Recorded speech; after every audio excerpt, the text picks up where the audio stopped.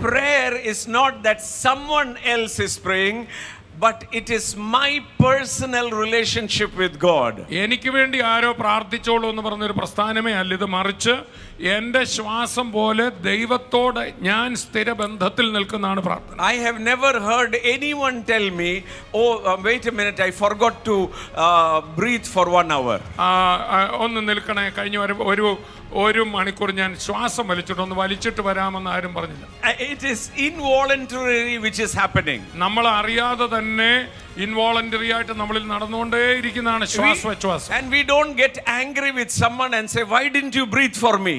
നമ്മൾ ആരോട് ഇതുവരെ അരിശപ്പെട്ടിട്ടില്ല, എനിക്ക് വേണ്ടി നിങ്ങൾ എന്നെ ശ്വസിക്കാത്തതെന്ന് പറഞ്ഞു. Oh, you are so bad, you did not breathe for me. നിങ്ങൾ എനിക്ക് വേണ്ടി ശ്വസിച്ചില്ലെന്ന് പറഞ്ഞാൽ നമ്മൾ ആരോടും അരിശപ്പെടാറില്ല. But I see people getting angry and saying, why didn't you pray for me? എന്നാൽ നിങ്ങൾ എനിക്ക് വേണ്ടി പ്രാർത്ഥിക്കാത്തത് എന്താണെന്ന് പലരും അരിശപ്പെടുന്നത് ഞാൻ കണ്ടിട്ടുണ്ട്. No, prayer is an individual intimacy with Christ Jesus. പ്രാർത്ഥന എന്ന് പറയുന്നത് ശ്വാസോച്ഛ്വാസം പോലെ വീണ്ടും ജനിച്ച ദൈവത്തോടുള്ള സദാ ശ്വാസബന്ധമാണ്.